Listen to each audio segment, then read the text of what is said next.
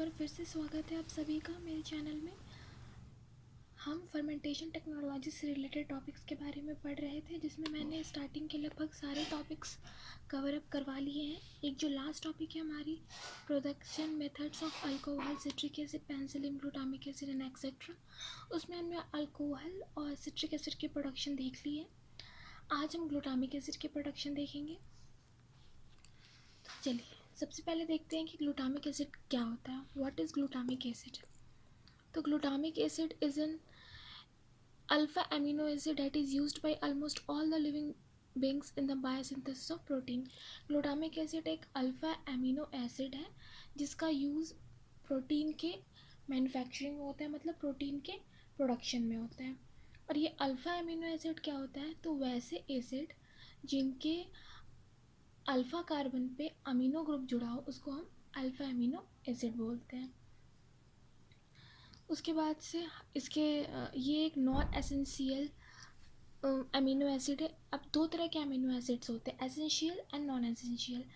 Essential वो होते हैं जिनकी हमें हमारी बॉडी को ज़रूरत है और हम उसको थ्रू एक्सटर्नल सोर्स लेते हैं, और जो नॉन एसेंशियल है वो हमारे बॉडी में ऑलरेडी प्रेजेंट रहते हैं। तो ये नॉन एसेंशियल है, इसका मतलब ये हमारे बॉडी में ऑलरेडी प्रेजेंट है, इसको एक्सटर्नली हमें इनपुट करने की अपनी बॉडी में ज़रूरत नहीं है। उसके बाद से जनरल फार्मूला है हमारा C5H9NO4, और सिंबल इसका क्या है? हम E और GLU। स्ट्रक्चर हम देख सकते हैं। याद करने का बहुत सही तरीका है कि 3 माउंटेन्स हैं, ठीक है।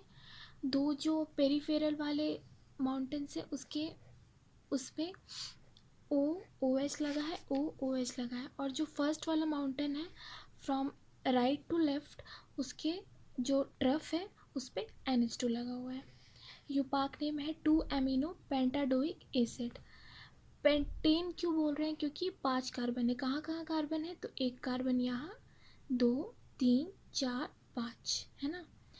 उसके बाद से ये पहला कार्बन, ये दूसरा कार्बन पे एमिनो ग्रुप है, इसलिए क्या है? 2 एमिनो। 5 कार्बन है तो पेंटेन, और 2 एसिड है COOH ग्रुप, तो इसलिए डायोइक एसिड है ना।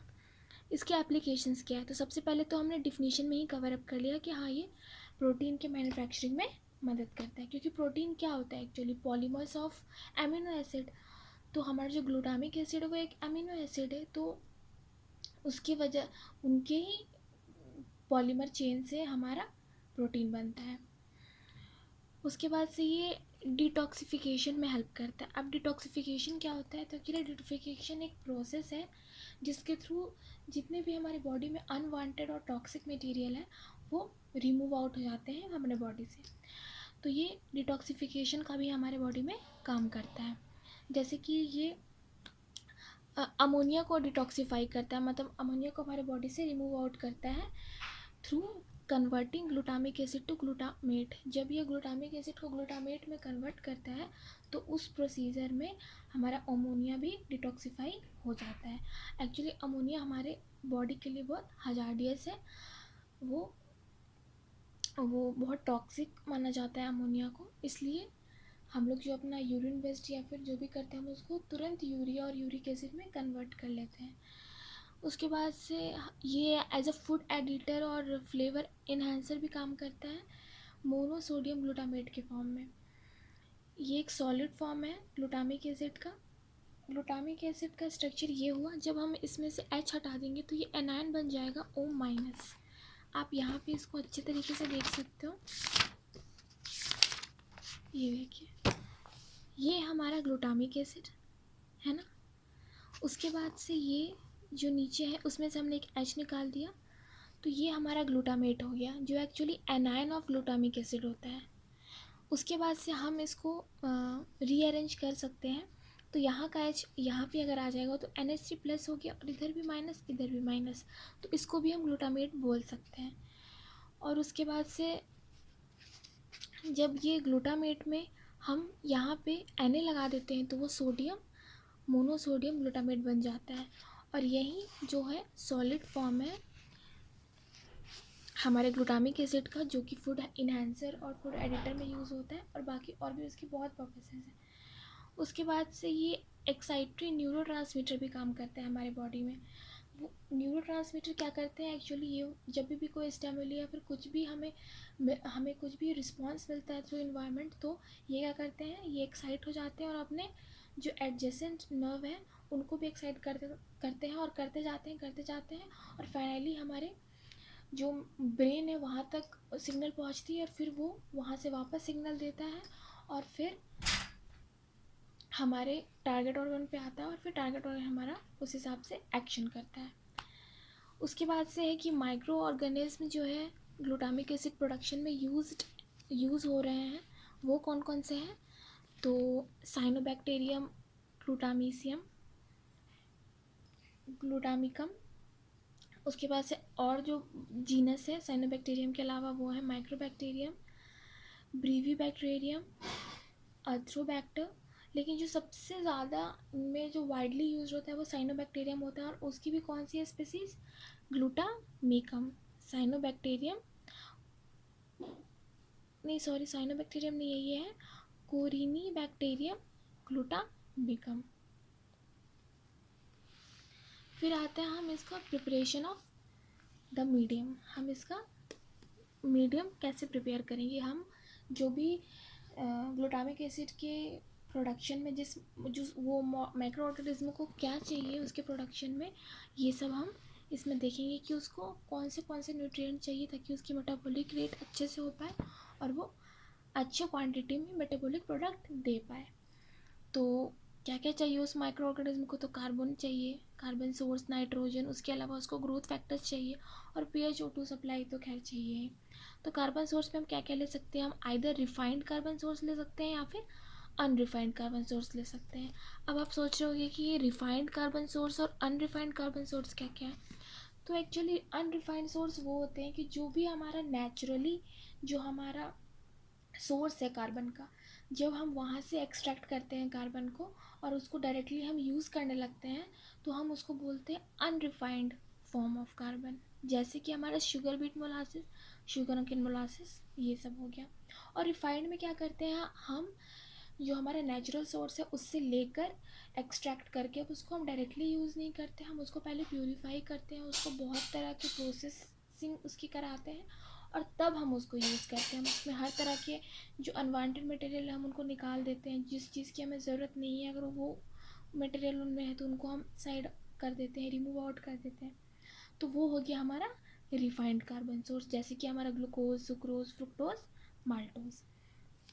उसके बाद आता है नाइट्रोजन सोर्स। नाइट्रोजन सोर्स जो है वो हम कौन कौन सा ले सकते हैं, तो अमोनिया ले सकते हैं, अमोनियम सॉल्ट ले सकते हैं, यूरिया ले सकते हैं। यहाँ पे मैंने एक लिखा है पेंसिल से जो बहुत लाइट लिखा है, एक्चुअली वहाँ लिखा हुआ है कंटिन्यूसली फेड।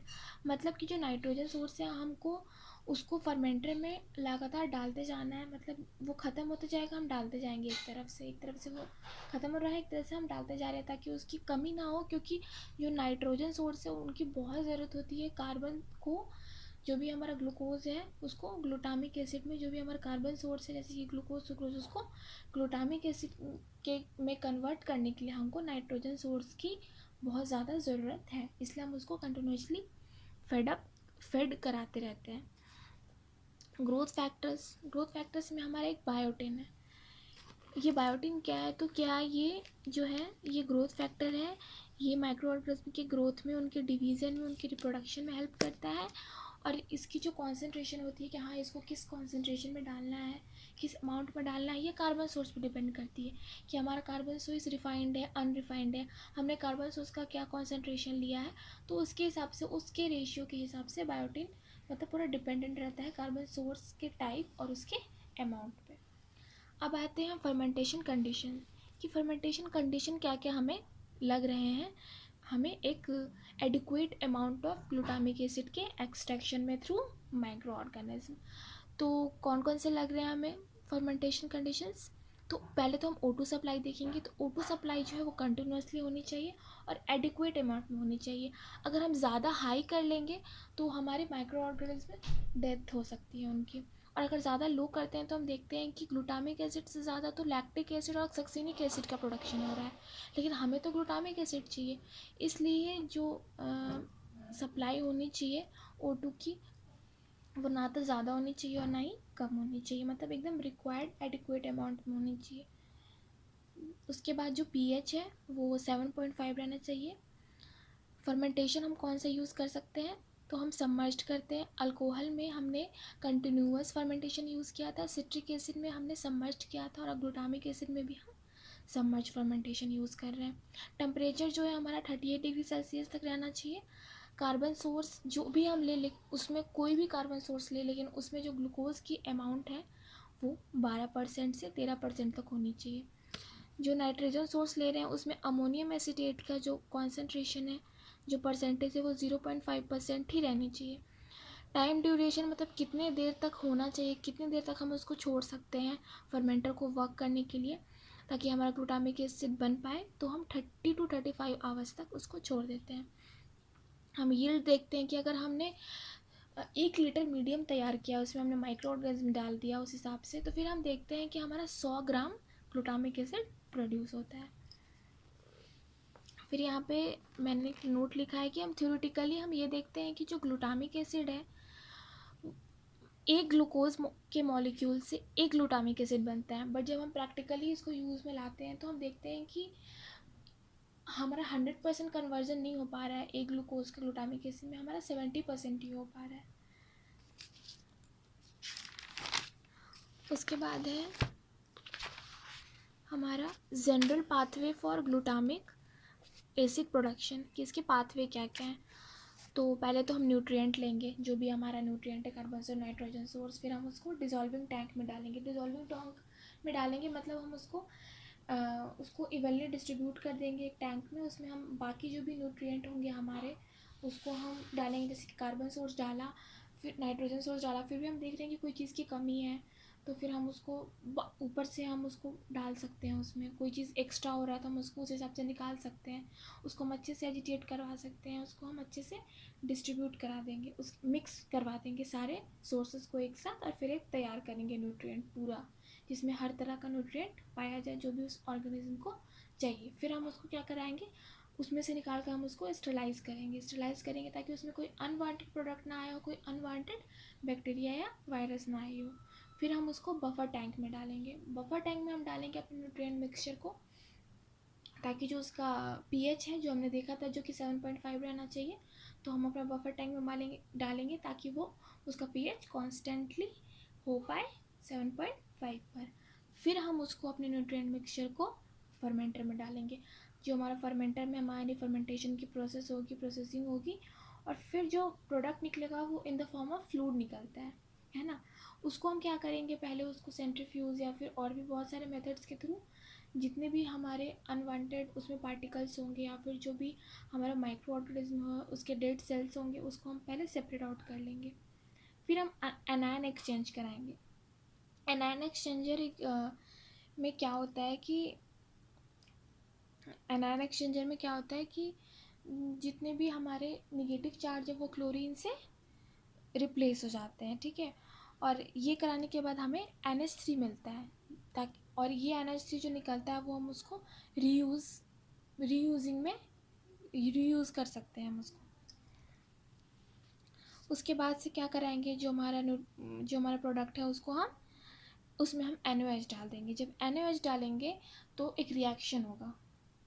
वो रिएक्शन क्या होगा वो मैंने यहाँ पे लिखा है कि NaOH का ग्लूटामिक एसिड के साथ रिएक्शन होगा तो वो मोनोसोडियम ग्लूटामेट बनाएगा, जिसको हम MSG भी बोलते हैं, जो कि solid form of glutamic acid है, जिसको हम एवोपोरेट करेंगे। एक्चुअली सॉलिड फॉर्म नहीं है, pure form of glutamic acid बोल सकते हो आप, क्योंकि उसका बाद में फिर हम प्योरीफाई करते हैं, फिर हम उसको एवोपोरेशन और क्रिस्टलाइजेशन करते हैं, तब वो सॉलिड फॉर्म में होता है।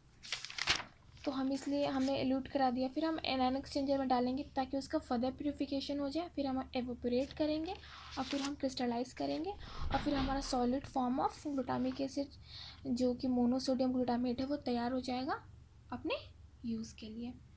Biosynthesis of glutamic acid. Biosynthesis of glutamic acid मतलब जो माइक्रो ऑर्गेनिज्म है वो किस तरह से अपनी मेटाबॉलिक एक्टिविटी कर रहा है, उसके अंदर क्या क्या मेटाबॉलिक एक्टिविटीज़ हो रही हैं, कौन कौन से पाथवे इन्वॉल्व हो रहे हैं उसकी मेटाबॉलिक पाथवे में, और किस पाथवे में, किस मेटाबॉलिक पाथवे में ग्लूटामिक एसिड रिलीज़ हो रहा है और किस तरह से हो रहा है, ये हम देखेंगे। कुछ सबसे पहले जो हमने सोर्स दिया उसमें से जो ग्लूकोज़ है, मतलब कोई भी शुगर का हम सोर्स लेंगे या फिर कोई भी कार्बन का सोर्स लेंगे, हम ये देखते हुए लेंगे कि उसमें ग्लूकोज जो है होना चाहिए और कितना परसेंटेज होना चाहिए, वो भी हम देख चुके हैं कि 12% होना चाहिए। माइक्रो ऑर्गेनिज्म जो है ग्लूकोज को कंज्यूम करेगा और फिर ग्लाइकोलाइसिस कराएगा, जो कि हमारी फर्स्ट मेटाबॉलिक पाथवे होती है, ह्यूमन बीइंग में भी होती है। वो एनारोबिक पाथवे होती है, उसमें ऑक्सीजन की ज़रूरत नहीं पड़ती है। तो वो 10 रिएक्शंस होते हैं जो ग्लाइकोलाइसिस से, आप लोग कभी सर्च करोगे गूगल पे तो आप देखोगे कि उसमें पूरे टोटल 10 रिएक्शंस होते हैं ग्लाइकोलाइसिस में, जिसमें कि ग्लूकोज से बहुत सारी रिएक्शंस के थ्रू हमारा लास्टली पायरुवेट बनता है, हमारा फाइनल प्रोडक्ट। अब है कि पायरुवेट बनने से पहले जो सेकेंड लास्ट प्रोडक्ट बनता है हमारा, वो हमारा फॉस्फोइनॉल पायरुवेट बनता है। जो फॉस्फोइनॉल पायरुवेट है वो उससे पायरुवेट बनता है हमारा, ठीक है। और फिर पायरुवेट के थ्रू हमारा एसिटाइल कोएंजाइम बनता है और उसके बाद ऑक्सिलो एसीटेट के साथ वो मिलकर सिट्रिक्स बनाता है। पर हम ये देखते हैं कि जो फॉस्फोफिनॉल पायरुवेट है जिससे कि हमारा पायरुवेट बन रहा है, तो उसके बाद एसिटाइल कोएंजाइम और फिर सिट्रिक एसिड, ये सब तो हम देख रहे हैं कि डायरेक्टली फॉस्फोफिनॉल पायरुवेट से भी हमारा ऑक्सिलो एसीटेट बन रहा है और पायरुवेट से भी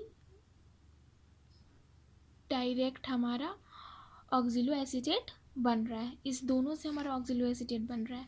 फॉस्फोफिनॉल से पायरुवेट में जब डायरेक्ट ऑक्सिलो एसीटेट बन रहा है तो कौन से एंजाइम इन्वॉल्व है इस प्रोसेस में, तो phosphoenol pyruvate carboxylase.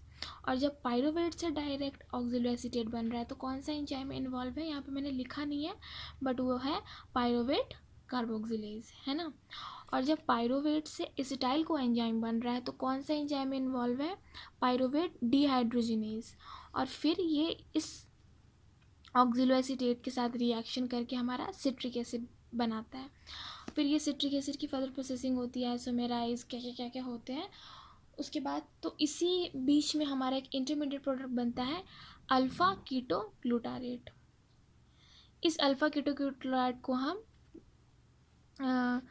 Glutamate dehydrogenase enzyme के थ्रू हम इसको कन्वर्ट कर लेते हैं अपने ग्लूटामिक एसिड में। अब हमारा ग्लूटामिक एसिड तो हमारा पाथवे में बन गया, बट ये पाथवे तो माइक्रो ऑर्गेनिज्म के अंदर हुई है। अब हम इसको बाहर कैसे निकालें, है ना, हम इसको एक्सट्रैक्ट कैसे करें, तो वो हम देखते हैं हार्वेस्टिंग। हार्वेस्टिंग मतलब है कि जो भी माइक्रो ऑर्गेनिज्म का जो प्रोडक्ट बना हम उसको किस तरह से एक्सट्रैक्ट करें माइक्रो ऑर्गेनिज्म के अंदर से, उसके मेटाबॉलिक पाथवे से। तो ये हम जानते हैं कि ग्लूटामिक एसिड जो इंटरसेलुलरली प्रोड्यूस होता है, मतलब इनसाइड द माइक्रो ऑर्गेनिज्म, इसलिए उसको बहुत ज़रूरी है कि वो हम उसको हम जो भी ग्लूटामिक एसिड प्रोड्यूस किया है हम उसके मेटाबॉलिक पाथवे से निकाल लें। तो कैसे निकालेंगे, तो बहुत सारे वेज हैं।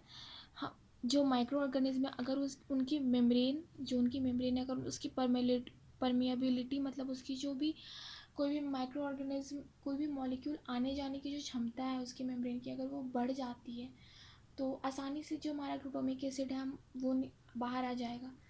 तो उसकी क्षमता को हम कैसे बढ़ाएं, क्योंकि जो मेम्ब्रेन होता है वो सेलेक्टिवली परमिएबल होता है, वो कुछ ही माइक्रो ऑर्गेनिज्म कुछ भी मतलब प्रोडक्ट या फिर कुछ ही मॉलिक्यूल्स कंपाउंड्स को आने जाने देता है। लेकिन हमको उसकी जो ये सेलेक्टिव वाली जो परमेबिलिटी है उसे हमें डिस्ट्रॉय करना होगा, हमें इसे वीक करना होगा ताकि ये हर मॉलिक्यूल के लिए लगभग परमेबल हो जाए, ताकि हमारा ग्लूटामिक एसिड भी बाहर निकल पाए। तो हम क्या क्या करते हैं कि जो हमारे मेम्ब्रेन की परमेबिलिटी है वो सेलेक्टिव से पूरी तरह परमेबल हो जाए लगभग।